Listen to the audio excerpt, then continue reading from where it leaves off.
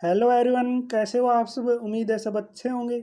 हम करेंगे डिस्कस राज्यपाल से संबंधित one-liner question. Most important question है, सभी एग्जाम के लिए ज़रूरी है। अगर आप किसी भी एग्जाम की तैयारी करें तो लास्ट तक सेशन देखें, काफ़ी मज़ेदार सेशन है। अगर आप फर्स्ट टाइम चैनल पर आए हैं तो चैनल को सब्सक्राइब करें। तो बिना देरी के हम आज का सेशन शुरू करते हैं। फर्स्ट प्रश्न आता है आज के सेशन का। मोस्ट इंपॉर्टेंट प्रश्न है भाई, राज्य की कार्यपालिका शक्ति किस में नियत होती है। यानी सीधा सा प्रश्न पूछा है, राज्य की कार्यपालिका शक्ति किसके पास होती है। तो राज्य की कार्यपालिका शक्ति किसके पास होगी, राज्यपाल के पास। आपसे पूछ लेंगे राज्य की कार्यपालिका शक्ति किस में नियत होती है, गवर्नर में नियत होती है, यानी राज्यपाल में नियत होती है। मोस्ट इंपोर्टेंट है भाई ये। नेक्स्ट पॉइंट है, राज्यपाल की नियुक्ति कौन करता है। तो राज्यपाल की नियुक्ति कौन करता है, सभी को पता होगा, राष्ट्रपति करता है भाई। राष्ट्रपति के द्वारा राज्यपाल की नियुक्ति की जाती है। नेक्स्ट पॉइंट है, very very most important point है ये, कई बार एग्जाम में पूछा गया है। किस व्यक्ति को हटाने का प्रावधान संविधान में नहीं है। ये प्रश्न कई बार पूछा गया भाई, किस व्यक्ति को हटाने का प्रावधान संविधान में नहीं दिया गया। तो राज्यपाल को हटाने का संविधान के अंदर कोई प्रावधान नहीं है। आपको चार ऑप्शन एग्जाम में मिलते हैं, प्रधानमंत्री, राष्ट्रपति, राज्यपाल या इनमें से कोई नहीं। तो आपको टिक करना, राज्यपाल को संविधान में हटाने का प्रावधान नहीं है। नेक्स्ट पॉइंट है, बिल्कुल इजी पॉइंट है भाई ये तो, राज्यपाल का कार्यकाल कितना होता है। तो राज्यपाल का कार्यकाल कितना होता है, 5 वर्ष। ये तो पूछने की भी जरूरत नहीं, सभी को पता होगा राज्यपाल का कार्यकाल कितना होता है, मुख्यमंत्री का कार्यकाल कितना होता है, प्रधानमंत्री का कार्यकाल कितना होता है, राष्ट्रपति का कार्यकाल कितना होता है, ये तो सभी को पता होगा। तो नेक्स्ट पॉइंट है, राज्यपाल का वेतन भत्ता किस कोष से आता है। सीधा सा प्रश्न है भाई, राज्यपाल की तनख्वाह कहाँ से दी जाती है। तो राज्य की संचित निधि द्वारा, राज्य की संचित निधि द्वारा राज्यपाल का वेतन भत्ता दिया जाता है। नेक्स्ट पॉइंट क्या है, राज्य सरकार का संवैधानिक प्रमुख कौन होता है। तो राज्य सरकार का संवैधानिक मुखिया कौन होगा, राज्यपाल। राज्यपाल राज्य सरकार का संवैधानिक प्रमुख है। देखो समझेंगे थोड़ा, जिस प्रकार देश में नाममात्र मुखिया कौन होता है, हमने कई बार पढ़ा, देश का नाममात्र मुखिया। देश का नाममात्र मुखिया कौन होता है, भारत का राष्ट्रपति। भारत का राष्ट्रपति होता है देश का नाममात्र मुखिया। और देश का वास्तविक मुखिया कौन होगा, देश का वास्तविक प्रमुख कौन होता है, पीएम, जिसे हम प्रधानमंत्री कहते हैं। देश का वास्तविक मुखिया होता है, सारी वास्तविक शक्तियां किसके पास हैं, प्रधानमंत्री के पास। इसी प्रकार स्टेट में बात करें तो राज्य सरकार यानी स्टेट गवर्नमेंट में संवैधानिक प्रमुख राज्यपाल होता है। और वास्तविक प्रमुख कौन होगा, सीएम, जिसे मुख्यमंत्री कहते हैं। वास्तविक प्रमुख कौन होता है, एक स्टेट गवर्नमेंट का मुख्यमंत्री और एक संवैधानिक प्रमुख है जो वो राज्यपाल। ये आपने ध्यान से पॉइंट करनी है। नेक्स्ट है, राज्यपाल अपना त्याग पत्र किसे देता है। तो राज्यपाल किसको अपना त्याग पत्र देता है। अगर राज्यपाल अपने पद से त्याग पत्र देना चाहे तो किसको देगा, राष्ट्रपति को, जिसके द्वारा वो नियुक्त किया गया उसी को वो क्या देगा, अपना त्याग पत्र देगा राज्यपाल। नेक्स्ट पॉइंट है, राष्ट्रपति शासन में राज्य का संचालन कौन करता है। तो कौन करेगा राष्ट्रपति शासन में राज्य का संचालन। अगर राज्य में राष्ट्रपति शासन लग जाता है तो राज्य की बागडोर किसको दी जाती है, राज्यपाल को दी जाती है। शासन चलाने की बागडोर जब राज्य में राष्ट्रपति शासन लगा हो।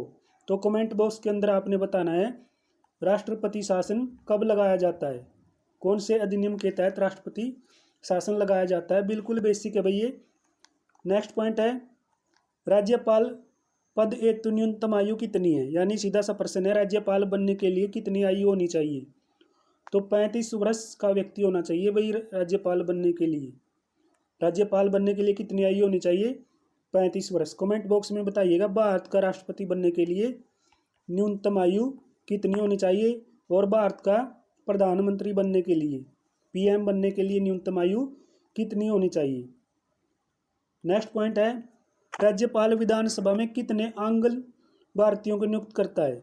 तो राज्यपाल है जो विधानसभा में, असेंबली में आंगल भारतीयों को नियुक्त करता है। कितनों को कर सकता है, एक आंगल भारतीय को नियुक्त करता है गवर्नर असेंबली के अंदर।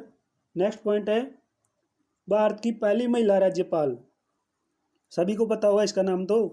भारत की पहली महिला राज्यपाल कौन थी? सरोजिनी नायडू थी भाई।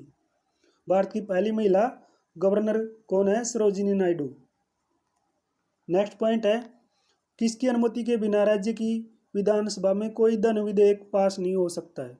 तो किसकी अनुमति लेनी पड़ेगी? राज्यपाल की। गवर्नर की अनुमति लेगी तो हमारा धन विधेयक बिल असेंबली के अंदर विधानसभा में पास हो सकता है, नहीं हो सकता अगर हमने इसकी अनुमति नहीं ली। अगर स्टेट गवर्नमेंट राज्यपाल की अनुमति नहीं लेती तो धन विधेयक विधानसभा में पास नहीं हो सकता। मोस्ट इंपॉर्टेंट पॉइंट है ये भी।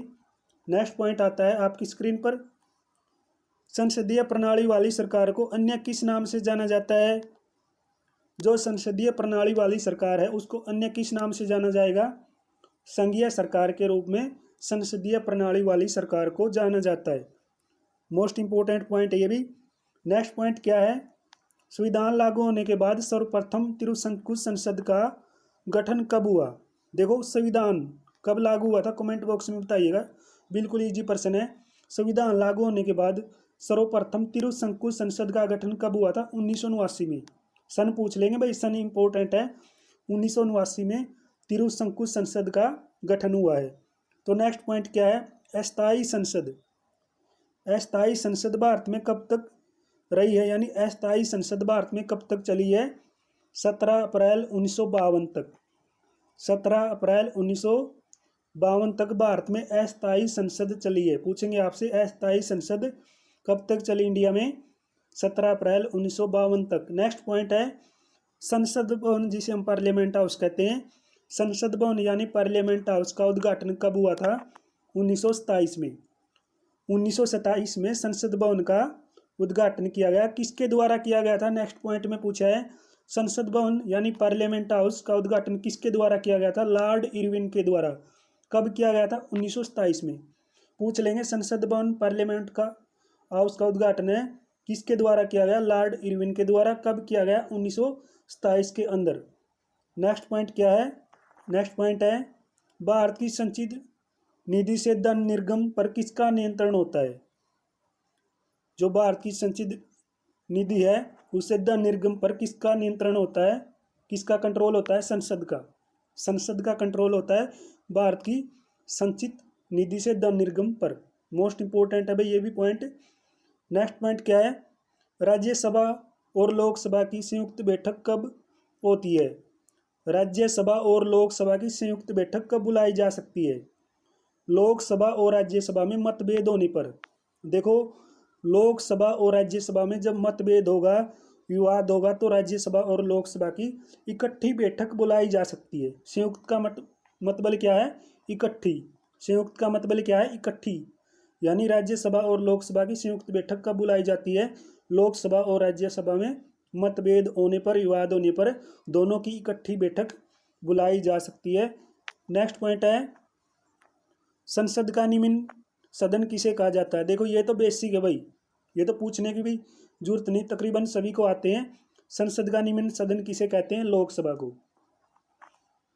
तो संसद का अपर हाउस किसे कहा जाता है? राज्यसभा। यानी संसद का उच्च सदन किसे कहा जाता है? राज्यसभा। तो आज का हमारा नेक्स्ट पॉइंट है, जो आज का ये लास्ट पॉइंट भी है, संसद के किस सदस्य को गैर सरकारी सदस्य कहा जाता है? संसद के किस सदस्य को गैर सरकारी सदस्य के रूप में जाना जाता है? मंत्री के अतिरिक्त अन्य सभी सदस्यों को संसद के किसी सदस्य को गैर सरकारी सदस्य के रूप में जान सकते हैं। मंत्री के अतिरिक्त जो भी अन्य सदस्य होंगे सभी, उनको संसद के सभी गैर सरकारी सदस्यों के रूप में जाना जाता है। ये आज के हमने राज्यपाल से संबंधित most important one liner question किए। ये आपको कैसे लगे कमेंट बॉक्स में आप ज़रूर बताइएगा। और नेक्स्ट सेशन पाने के लिए अभी तक जिसने चैनल को सब्सक्राइब नहीं किया तो चैनल को ज़रूर सब्सक्राइब कीजिएगा